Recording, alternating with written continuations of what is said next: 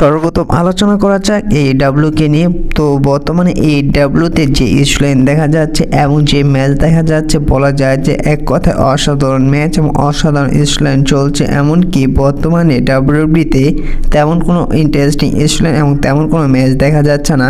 এইবার যেমনটা দেখা গেল যে ডিন অ্যামব্রোস এবং এইচের একটি অসাধারণ ম্যাচ, আর এমন ম্যাচ বলা যায় যে এখন WWE-তে আর দেখা যায় না। হয়তো একসময় AEW বরাবর টক্কর দেবে WWE-কে। এমনকি এবার WWE তারা যে সনি কোম্পানির সাথে ডিলটি করেছিল, সেই ডিলটি মাত্র আর কয়েকদিন পর শেষ হয়ে যাবে এবং WWE সম্পূর্ণভাবে তারা শিফট হবে নেটফ্লিক্স কোম্পানির সাথে এবং নেটফ্লিক্সেই WWE সমস্ত শোগুলো দেখা যাবে। এই নিয়ে অনেক দর্শকরা খুশি নয়। বলা যাচ্ছে যে এবার হয়তো অনেক দর্শক কমে যাবে WWE-র।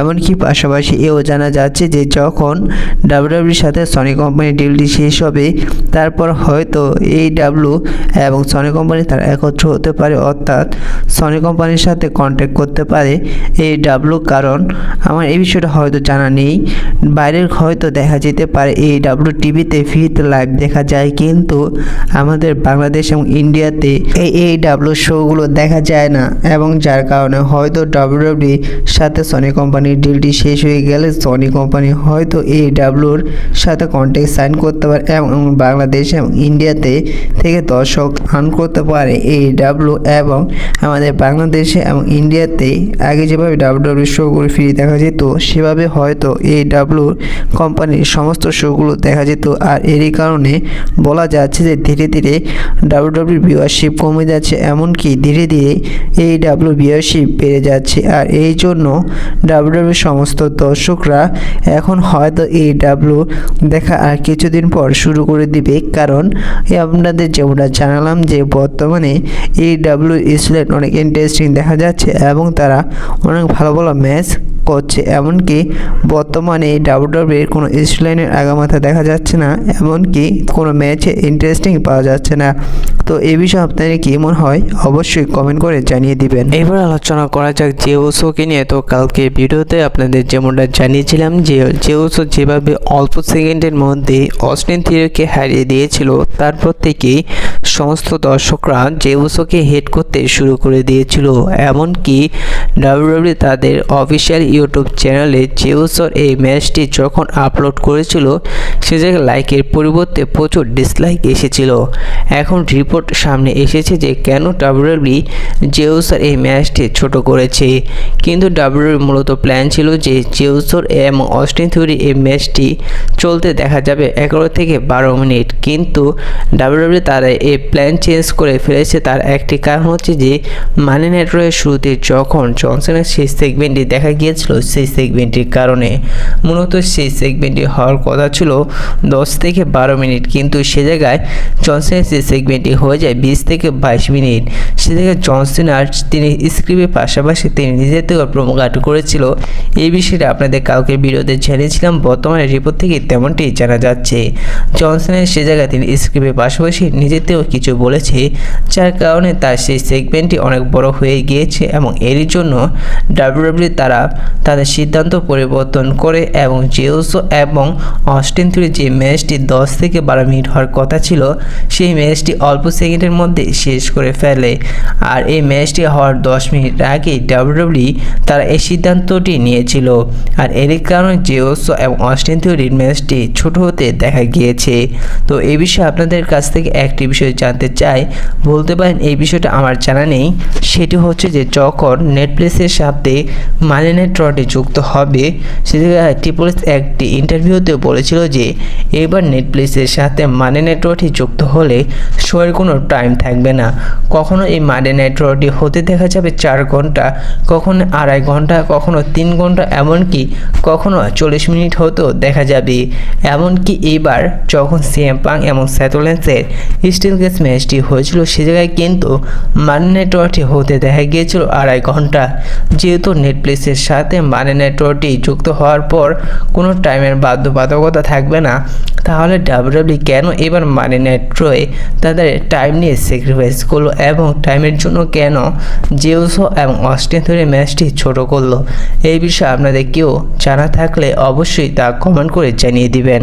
এবার আলোচনা করা যাক গোলবার্গকে নিয়ে। তো গোলবার্গ এবার তিনি নিজে অফিসিয়ালিভাবে কনফার্ম করে দিয়েছে যে তিনি আবার ডাব্লিউডাব্লিউতে আসতে চলেছেন এবং তিনি এইবার ডাব্লিউডাব্লিউতে এসে 4 থেকে 5টি ম্যাচ রেসল করে তিনি ডাব্লিউডাব্লিউ থেকে রিটায়ার্ড হয়ে যাবেন এবং তিনি এবার ডাব্লিউডাব্লিউতে এসে তিনি কার সাথে ম্যাচ রেসল করতে চান, তিনি সেই জায়গায় অনেক রেসলারের নাম নিয়েছেন। তিনি বলেছেন তোমার রেসের সাথে রেসল করতে চান, কোরি রোসের সাথে রেসল করতে চান, সিএম পাংয়ের সাথে রেসল করতে চান, এমনকি তিনি ব্রন বেকারের সাথে রেসল করতে চান। অর্থাৎ এইবার গোলবার্গ তিনি ডাব্লিউডাব্লিউতে খুব শীঘ্রই আসতে চলেছেন এবং তিনি এবার এসে তার লাস্ট ম্যাচ রেসল করে তিনি ডাব্লিউডাব্লিউ থেকে রিটায়ার্ড হয়ে যাবেন। এমনকি এবার গোলবার্গকে আসতে দেখা গেলে ডাব্লিউডাব্লিউতে তাকে 5 থেকে 6টি ম্যাচ রেসল করতে দেখা যেতে পারে, এমনকি তাকে তার লাস্ট ম্যাচ রেসল করতে দেখা যেতে পারে ব্রন বেকারের সাথে, কারণ এবার ডাব্লিউডাব্লিউ ব্রন বেকারকে দ্বিতীয় গোলবার্গ বানাতে চাইছে। তো এই বিষয়ে আপনাদের কি মনে হয় অবশ্যই কমেন্ট করে জানিয়ে দিবেন। এবার আলোচনা করা যাক জন সিনাকে নিয়ে, কোডি রোডসকে নিয়ে। তো ডাব্লিউডাব্লিউ অফিসিয়ালিভাবে কনফার্ম করে দিয়েছে যে সামনের মানডে নাইট রয়ে জন সিনা এবং কোডি রোডসের আরও একটি সেগমেন্ট দেখা যাবে। সে জায়গায় কি রককে দেখা যেতে পারে। দেখুন এবার মানডে নাইট রয়ে কিন্তু জন সিনা এবং কোডি রোডসকে রকের নামটি উল্লেখ করেনি, যার কারণে অনুমান করা যায় যে এবার হয়তো এদের মধ্যে বড় একটি কিছু করতে চলেছেন এবং রক তিনি এ পুরো ইস্যুলাইন কন্ট্রোল করছে এবং তাহলে কি সামনের মানডে নাইট রককে দেখা যেতে পারে। তো এই বিষয়ে আপনাদের জানিয়ে দেই যে রাসেলমিনের আগের যে 2 থেকে 3টে মানডে নাইট থাকবে এবং সে জায়গায় যদি জন সিনাকে দেখা যায় তাহলে আপনারা কনফার্ম ধরে নিতে পারবেন যে সে জায়গায় রককে দেখা যাবে এবং সে জায়গায় রক এবং জন সিনা মিলে তারা কোডি রোডসকে আক্রমণ করবে এবং সে জায়গায় ট্রাভিস স্কটকে নাও দেখা যেতে পারে, কিন্তু রককে দেখা যাবে এই বিষয়টা কনফার্ম ধরে নিতে পারেন। কিন্তু সামনের মানডে নাইট রকের কোনো টেস্ট দেখলেও দেখতে পারেন, আর যদি ডাব্লিউডাব্লিউ বড় কিছু করতে চায় তাহলে রককে দেখা যেতে পারে। তাছাড়া সামনের মানডে নাইট রককে দেখতে পাওয়ার সম্ভাবনা তেমনটা নেই।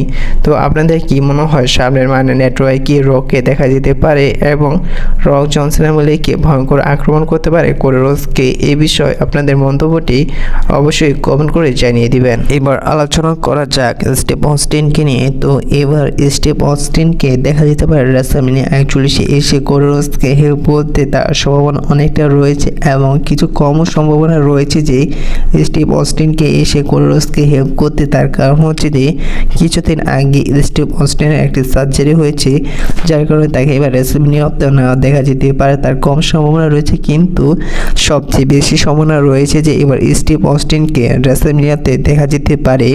আর এবার স্টিভ অস্টিন তিনি নিজেই বলেছে যে সমস্ত দর্শকরা দেখতে চায় আমি এবার রাসেলমানিয়াতে আসি ফেস হয়ে এবং হেল্প করি কোডি রোডসকে, কিন্তু আমি বরাবর হিল হিসাবে কাজ করেছি ডাব্লিউডাব্লিউতে, কিন্তু আমার পক্ষে ফেস হয়ে ডাব্লিউডাব্লিউতে এসে কোডি রোডসকে হেল্প করতে এটি আমার পক্ষে সম্ভব নয়, যার কারণে আমি এবার রাসেলমানিয়াতে আসবো না। যেহেতু স্টিভ অস্টিন তিনি এই কথাটি বলেছে এইভাবে, তাহলে আপনার কনফার্ম ধরে নিতে পারেন যে এবার রাসেলমানিয়া 41 কোডি রোডস এবং জন সিনা সেই ম্যাচটির মধ্যে অবশ্যই রক তিনি হেল্প করবে জন সিনাকে এবং কোডি রোডসকে ভয়ঙ্করভাবে আক্রমণ করবে রক। তারপরে টেস্ট পাওয়ার ব্যবহার করে সে জায়গায় স্টিভ অস্টিন এসে তিনি কোডি রোডসকে হেল্প করবে, কারণ এবার যদি না আসে স্টিভ অস্টিন যেভাবে সমস্ত দর্শকরা গত বছর স্টিভ অস্টিনকে হেট করেছিল এবং অপমান করেছিল, ঠিক একইভাবে এবার স্টিভ অস্টিনকে অপমান করবে এবং হেট করবে, যার কারণে এবার স্টিভ অস্টিন এটি মোটেই করতে চাইবে না, যার কারণে এবার রাসেলমানিয়াতে স্টিভ অস্টিনকে দেখা যেতে পারে। এই বিষয়টা আপনারা অনেকটাই কনফার্ম ধরে নিতে পারেন। তো এই বিষয়ে আপনাদের কী মনে হয় অবশ্যই কমেন্ট করে জানিয়ে দিবেন। আর এই ভিডিওটা এ পর্যন্তই ছিল, দেখা হচ্ছে পরবর্তী নতুন কোনো ভিডিওতে নতুন কোনো আপডেট নিয়ে।